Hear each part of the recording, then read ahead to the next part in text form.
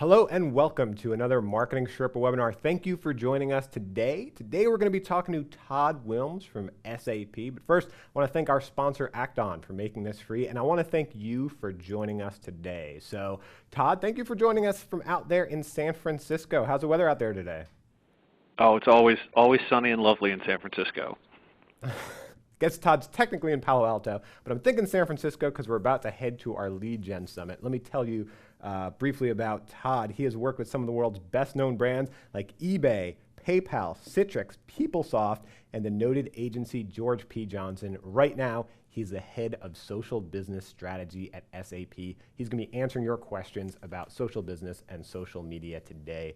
Before I start asking him those questions, let me tell you a little bit about a Sherpa webinar, how it's different from other webinars. For those who have joined us before, thanks for coming back. For those who haven't, Sherpa webinars are really focused on you and your questions. Todd's really kind. He came here today to answer all your questions, not to present some slides, not to present what he has to talk about, but to present what you want to hear. You can ask us all your questions through hashtag Sherpa webinar on Twitter. You can also share what's worked for you on hashtag Sherpa webinar. You can also ask through the Ready Talk platform, and many of you have asked through the registration form. So that's one way to get more value from today's webinar. Another way is we have many links with further resources. In 30 minutes, we can only cover just a real small part of everything Todd's done at SAP. We've got a lot of further resources. We're going to be tweeting through the hashtag Sherpa webinar. Pay attention to that as well. So with that, Todd, let's start with the results. We have a question here from Elizabeth. She's a marketing manager. This question's from Max, an e-media research transition lead. He wants to know about metrics and what are your benchmarks of success. So why don't you tell us about how you measure social media and specifically some of the results you've seen? Sure, yeah. Well, and before we get into it, I really want to thank all of you from everyone from Acton and Marketing Sherpa for the opportunity to come out and speak today. I love this format of just having rapid-fire questions and being able to act and engage with the audience. It's very social. It's what we and myself are espousing here at SAP. And so I love the idea of not coming in and just talking through a bunch of slides, but really being able to engage and act. And actually, I get to learn a lot from all of you and the questions and pain points that everyone here in the audience is going through. So please reach out to me and us on this call today, but also feel free to reach out to me afterwards. Connect with me on Twitter or LinkedIn, and I'll be happy to try and address questions as best I can. So going back to the metrics, this is always a really good telling question. A lot of organizations struggle with, what am I trying to measure? There's so many different moving pieces. There's so many vendors. There's so many tools and technologies that allow me to find something out about how I'm interacting with my customers or the marketplace. I just don't know where to start. And what we typically tell folks is just start with your basic reach metrics. Number of fans and followers, the number of times something gets retweeted, the number of times things are being seen, what are the basic number of impressions. Start with those to give yourself a sense of how effective you are in getting your messages out there. And then over time, once you feel like you've got a pretty steady state of growth and a pretty steady state of followers, people that are looking at the content you're creating, and that's growing at a pretty, again, a pretty steady rate, then over time what you want to do is start looking at some of the engagement metrics. What are the number of times that somebody actually retweets or comments? What are the number of times that people actually engage with you and start a conversation based on the content? What are the number of times that people see what you're writing or conversing or talking about, and then they go in and share that within their networks? And start to look at those metrics about engagement to see, okay, now we've got the reach. Now we want to see how effective we are at actually connecting and talking with those folks. And then once you do that, you can start to become a little more efficient, a little more effective about how you grow those, how you change those. And we'll talk about some of those strategies here on the remainder of the call today. So this is a great place for us to start. Well, Todd, I know you're not one to brag, but come on, give us a little insights into some of the results you've seen at SAP there. It's okay. We're among friends here. Well, this is, it's sort of interesting because you see these numbers, and these numbers are vast. Of all the numbers on here, the one that I frankly find most impressive and continue to find most impressive in 4.5, 5 years that I've been here at SAP is this SAP Community Network, the second bullet point of 20,000 new posts per month, and the third about 4,000 new blog posts per day. I mean, those numbers are astounding of the number of people around the globe that actually feel like they've got something to say on a regular basis and actually sit down and craft out a well-constructed thought or idea around a blog and we get 4,000 of those a day. That shows true commitment, interaction, and engagement. And for those of you that look at that number and go, wow, I'm nowhere near that from where our community or our marketplace is reacting to us. The reality is we had the SAP Community Network, affectionately known as SCN around here. We've had that network up and running for close to 8 or 9 years now. Actually, it's going on its 10th year, as a matter of fact. We'll be celebrating it this year at our SAP TechEd conference. And so it was a long time running to get that community up to where it is today. But what we've seen as we've worked with folks is, these numbers actually take off and grow pretty quickly, pretty rapidly. The fans and followers on Facebook, the 716,000, that's going on about 4 years now, and we've had a phenomenal growth rate from a global brand to get it up to those numbers. So they're impressive numbers, but I really like the engagement statistics, the amount of people that actually connect and interact with us. I find those fascinating. So SAP is a global brand, and I want to ask you about that in just a minute. But we have a question here from Mary. I just have to ask you because it makes me smile. She wanted to know what SAP stands for. Do you know what SAP stands for? It does, and there's a longer German definition, but it's solutions, applications, and programs. Oh, that's great. I worked for a company called BEA Systems in the IT industry, and all it stood for was Barry, Ed, and Alfred, the founders of the company, so sometimes the acronyms stand for nothing. But we're looking at a picture here now of the globe because, as we said, SAP is a global company. You do take a global approach. Elizabeth, the marketing manager, wanted to know, how did SAP decide where to direct its social media outreach? How did they learn about where their buyers interacted socially? So you had a global challenge, but I wonder if you could talk about your challenge specifically and then what you would advise to other marketers who might not have as big of a network to look after. Right. Well, and I think there's two parts to this answer, but to some level they come down to the exact same thing. It really comes down to sort of understanding and knowing where your audiences are and what your goals and objectives are. And I'm going to use this turn of phrase a lot. It comes down to empathy. It really comes down to you as a marketer trying to understand, what is it that I'm trying to accomplish, where are those audiences, and how do I interact and engage with them in a way that puts me in their shoes, at least for a short period of time. And so one of the things that we found is, as we started this journey several years ago, and we made mistakes along the way, we'll be the first to admit it. We tried some things failed. The things that failed we jettisoned and we moved on to something else.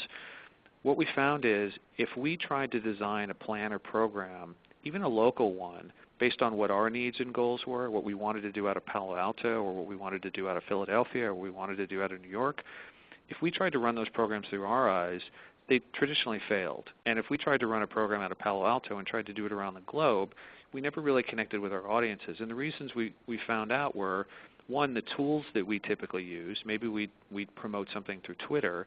We'd find that in Europe they don't traditionally use Twitter. They're going to use things like LinkedIn to do that kind of promotion.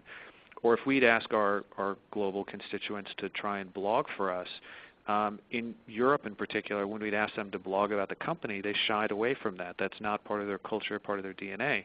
They'd be more than happy to blog about what they do personally, and in fact, they're much more forthright about their personal lives through a blog than maybe we are in a North American audience. But that wasn't something that they were comfortable with. And then if we tried to put things out on YouTube, we found that there were certain countries in particular that would have YouTube blocked, sometimes only for a couple of months, but sometimes it was blocked entirely. So we always tried to look at, what is it that we were trying to accomplish? We were trying to accomplish promotion. We were trying to accomplish brand awareness. We were trying to accomplish engagement and connection. Was there an idea we were trying to get across? And then we would develop those and look to local and regional resources to find the best mechanisms, and we'd give them the tools and the content and the information to make those smart decisions, and then to do that on a local basis. It's that old adage about recycling. It's think globally, act locally. It absolutely applies to your social media initiatives. And so if you put yourself in the shoes of your audience, think about what they're really looking at, and then try and find a way to connect with them through smart listening techniques, you're going to be much more effective than trying to do a spray and pray approach, which is, frankly, what we tried to do years ago, and a lot of brands are still trying. Does that make sense? So we talked a lot about social media channels here, but I wonder how this related to channels outside of social media, like email, for example, because we have a question here on hashtag Sherpa webinar on Twitter from Jeff. He wants to know, any thoughts on how to drive email newsletter signups through social media? Well, I think specific to that, it really is going to come down to, again, if you've got to understand your audience.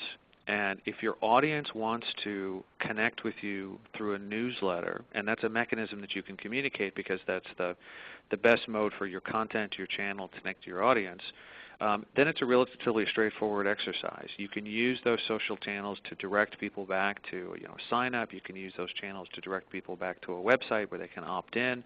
You can use those channels to direct people to connect with you, give you their email address so that you can direct that content to them.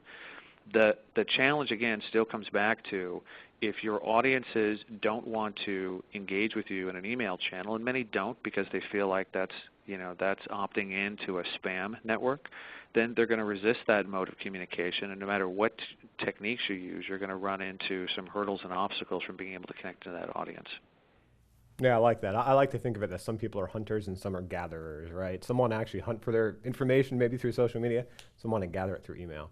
So we have a question here from Danielle, a marketing coordinator, trying to build up our social media efforts. Any advice on the best way to do that? And I ask you this because when our visual storyteller, Jessica, was working on these slides with you, you were saying you don't even want to talk about social media. That's a topic for the webinar. What do you want to talk about? You want to tell us a little bit about that?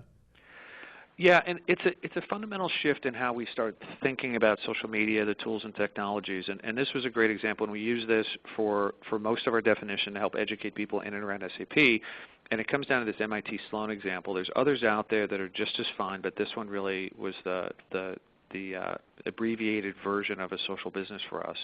And it's how do you use those social media tools, techniques, and networks to drive more mutually beneficial, mutual connections between you and your customers. And it's how do you use those tools against a business goal and objective. I think what happens when you start talking about social media and social media marketing and social media tools and technologies, it focuses too much on the tools themselves and doesn't focus on what's the business outcome that you're trying to create. I'll use this as a quick example because I found this really telling. I was at a conference in New York just a couple of weeks ago, and in the middle of the panel, this idea dawned on me, and I asked the question, how many people in the audience have a marketing strategy? And about half the audience raised their hand. Now, this was a marketing conference, so I was a little disconcerted that only half the people raised their hand. And then I asked how many people had a social media strategy, and about a third of the people raised their hand. And then I asked people, all right, how many of you have a social media strategy that's part of your marketing strategy? And only a few hands stayed up. And what that tells me is that people are using social media as this ad hoc relationship that they have with their customers, and it's not tied into your marketing strategy. It's not tied into your business strategy. It's not tied into what are you trying to accomplish with your customers, what are you trying to help them with. And so we're focusing more not on what is the social media efforts, but what's that social business effort? How do I use these tools and technologies to draw that greater aim? And so most of what I'm going to be talking today is how to use that to a higher level and create a social business strategy in and around your organization instead of just I'm going to use social media, which means I'm going to use Twitter or Facebook. And I think this is a great quick example of the articulation of that. Well, and then the nice thing about the social business, I think this ties great into these two questions we got here from Maria. She wants to know, how do you make your conversion funnel from social presence to client? I think she's talking about your conversion funnel and how you map it out. We also had a question here from Rachel. She's a senior specialist in corporate communications, how to encourage employees to be involved in social media. And I think both of those ideas really tie into the social business in general. And when we were talking before this call, you told me a lot about how you got specifically the sales team involved and why the sales team should be involved in social media and how that ties into the conversion funnel. Can you tell me about some of those statistics and how you got them involved? Sure. And one of the things that I'll call out is, you and your team just finished a great case study with us about some of our results in Latin America. What you may want to do is tweet that out to the channel just so people can get a little bit of a deeper dive into some of the things that I'm about to talk about.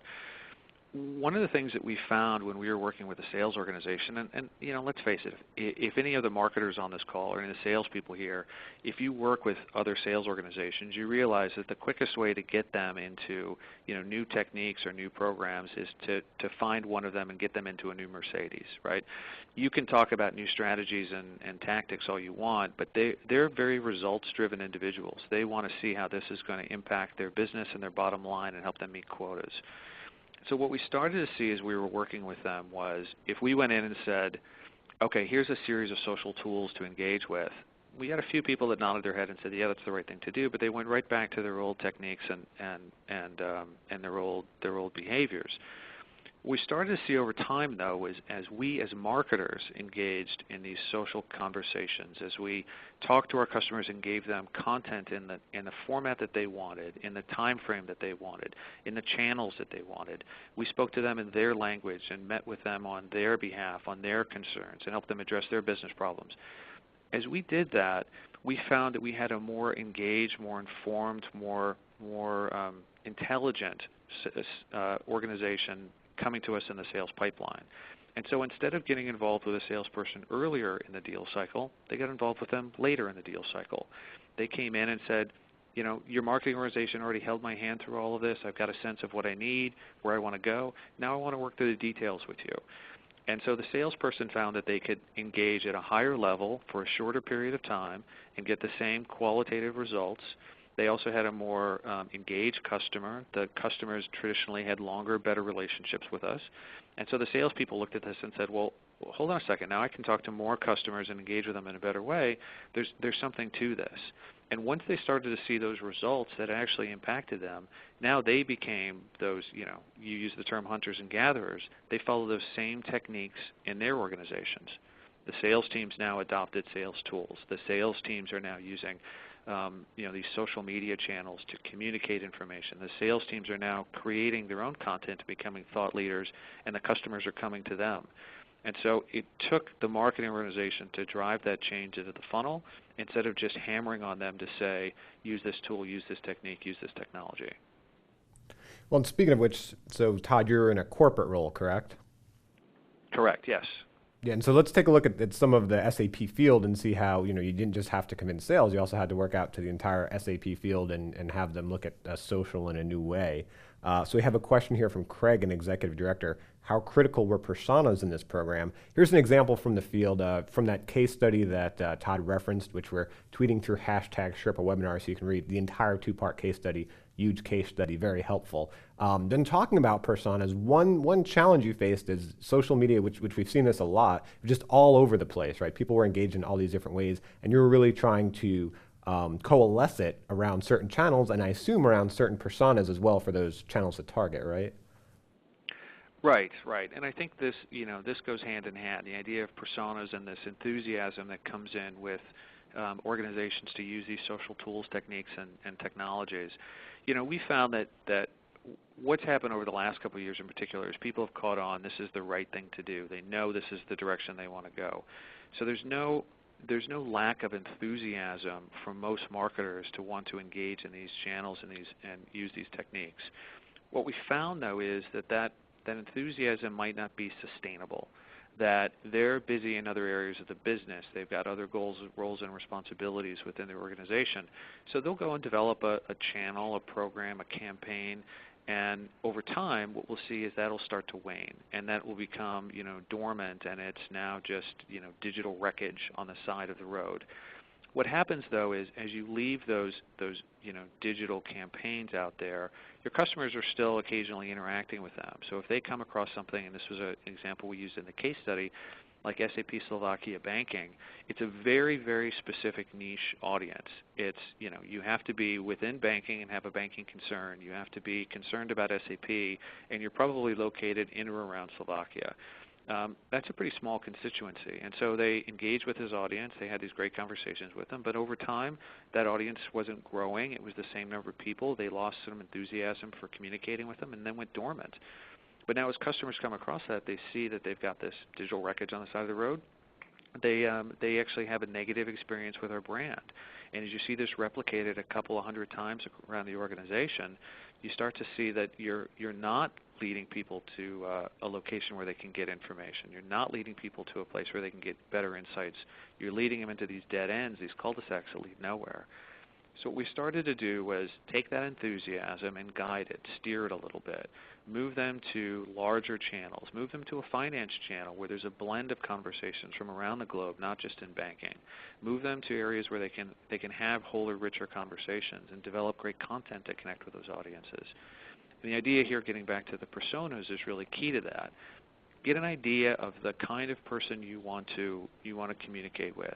You can find that through social listening. You can find it because you just know your customers. But get an idea of who that person is. And we've seen teams that have gone so far as to actually put a picture of who they think that person is and write up a whole background, a case study of them. Almost as if you were an actor taking on a new role, you want the background of that person. And they'll come up with an entire persona of who they want to reach, and then put themselves in their shoes and say, if I were that person, where am I going to find information? What do I need? What content and what format? And so personas play a great role in and around SAP, but they also help us to refocus our energies and not become so siloed that we run the risk of becoming dormant. Bit of a long-winded answer, but this is a really important area of our social strategy. Well, that was in Slovakia. Let's take a look in Latin America as well, what you did there. Here's the Latin American Facebook page real quick. But more important than a specific Facebook page is how you did something similar, bringing 34 different social media accounts into some specific accounts. We have a question here from Alex, an art director. Integrating Facebook and Twitter with email campaigns and site look and feel is what he's interested in. And what did you learn in Latin America? I mean, when we talk about integrating Facebook and Twitter and email, like you said, what we're really talking about is social media, email. There can be all different communities. How did you decide what communities to target in Latin America and what was important to the audiences in Latin America? Right. Well, it comes down to a couple of things. I'll go back to the previous answer of this enthusiasm. You had plenty of folks that were going out there and they wanted to create an interaction with their audience. They wanted to find a way to connect with them. But this has to be sustained. And so what you find is over time you've got a litany of different accounts that maybe they have some interactions, maybe they don't. What we started to look at was a couple of things. We went back to this idea of empathy. What's the business goal that we're trying to accomplish in Latin America? What are we trying to do? Where are we trying to grow? What are the services and solutions that we think will have the best impact based on our understanding of the culture and the needs of the region? And then we went back and looked at it and said, where do we believe that these people are and where are they hanging out? Are they hanging out on specific digital sites? Are there communities out there? So we engaged in some listening techniques and tools and programs. You'd go out and start to listen based on keywords. You'd do some keyword analysis. You'd find out who are the best influencers and the best connectors are. You'd find out what communities they were engaged in. You'd find out where they were talking and where they were conversing. And if it wasn't the person you were looking for, who could actually influence that person? Were there groups or organizations or even influential bloggers that you could connect with? Once you've done that a bit of analysis, it becomes pretty clear what your roadmap is. And then you develop a strategy that takes people from one location to the next. And I think we get to this a little bit later in the webinar, but one of the things we constantly get asked is, how do you create this idea of ROI? And what it comes down to is you want to give people the opportunity as they engage in one conversation to always go to the next step. Now it may be I engage on LinkedIn, and then I'm going to take you to Twitter. And then I engage on Twitter, and I'm going to take you to a blog. But you always want to lead them to some next location, some next logical place to the argument, some next logical place to the conversation, some next logical place for information. And as you develop that campaign structure, this becomes really clear to develop the different social tools, the different social channels. But where people fail is they do this shotgun approach. They put everything up on everything and hope people are going to find their way through it or going to be engaged enough to actually go out and search for it. And you have to lead them down the path you want to go. Then you also have to understand that they may not go where you want to go. They may go offline. They may go read about you in a New York Times article and then may come back. But you always want to give them that option and make it as easy as possible for them. So, and it sounds like doing this right really takes working with people and making sure that people understand. So that ties into this question from Helen, and don't answer this just yet, Todd, but think about this for a moment. How many people do you have managing these social media accounts? Different people for different parts of the world, and what about language? Do you use German in Germany, etc.? And I know language was key to this Latin American case study. So in just a moment, I'm going to ask Todd that question and ask him for some of these results about this Latin American case study. But first, I wanted to mention that Todd will be joined by Adriel Sanchez, the VP of Demand Generation of SAP, at our Lead Gen Summit 2013 in San Francisco from September 30th to October 3rd. And we picked this case study for two reasons. Well, one, Todd is an exceptionally handsome man. When you see him in person, you'll know that. But one, there's some great lessons you can learn about the social media and the social business from both Todd and Adriel for a company of any size. But specifically, if you work for a company like SAP, where you have both corporate marketing and a field marketing of some sort, and you have to find out how to work together, we're so excited to be able to have both of them on stage. They say they're going to just lay it all bare and let us know what it's like from the field marketing perspective, from the corporate marketing perspective, how they're able to work together, what they're able to produce, and maybe they'll even share some dirty laundry about what doesn't work. Also want to thank our sponsor of today's webinar. Again, thank you to Acton for making this free. Acton Software is a leading provider of cloud-based integrated marketing automation software, and it was recently named to the Forbes America's Most Promising Companies list of 100 US-based, privately held, high-growth companies with bright futures. Companies of all sizes turn to Acton to execute multi-channel online demand generation and lead nurturing campaigns by automating critical marketing tasks and providing rich analytics and reports in real time. You can learn more by visiting act-on.com, and you can see what they're doing with 1,500 plus customers, ranging in size from small and mid-sized businesses to departments of large enterprises across all major industry verticals. Thank you, Acton. Well, with that, Todd, let's talk about who are the people behind these programs. How are you managing it from a people perspective, and what worked for you here in Latin America? Sure, and I want to also tie this into the question that we had from Helen just a minute ago, and I'll reread that for the audience. Was how many people do you have managing these accounts? Different people for different parts of the world, languages, German in Germany, etc. And this all ties into the strategies and things we've done for Latin America. So one of the things that's surprising, you've got to think about the scope, size, and scale of SAP. SAP is 65,000 global employees and has a rich 40-year history. It's in 128 countries, so we have this massive footprint around the globe. When you think about the scope, size, and scale of the number of people that are interacting with SAP and how we're interacting with them, our core social media team is only 7 people. Which is a phenomenally small number when you think about it. What we have is this core team, and then we have local teams within the regions and within each of the individual countries that take that consorted, consolidated central effort, all the content that gets created from those core teams and from the product teams and the solution teams that gets fed out, and they take it and then localize it into their audiences based on their needs and their understandings. So we may, from a corporate perspective, come in and create a program talking about the future and the direction of the cloud. But then the local teams have to then go through that kind of smart filter and say, as I engage with my audiences in North America, and then I engage with them in the Western Hemisphere of the U.S., or if I engage with them in Latin America, but I'm speaking specifically to a Colombian audience, I have to then understand and empathize with their understanding of the cloud, what they're coming from, where do they need help, and where they need guidance. So they'll take that and localize that, not only from a language perspective, but from a content and a context perspective, and help direct that same conversation in with their audiences. They may need to bolster it in certain areas, they may need to direct it in other areas, but they're going to connect with their audiences even though we're doing something on a global scale. And I think that's the real strength and real success of a true social program, is not just one size fits all, not just shoving something from a central location, but really localizing it and having the teams able to do that. And we've seen companies that have done that with their internal folks, or they've actually outsourced that to an agency. But that local touch, that local flavor is really important, because the personalization gives you the success.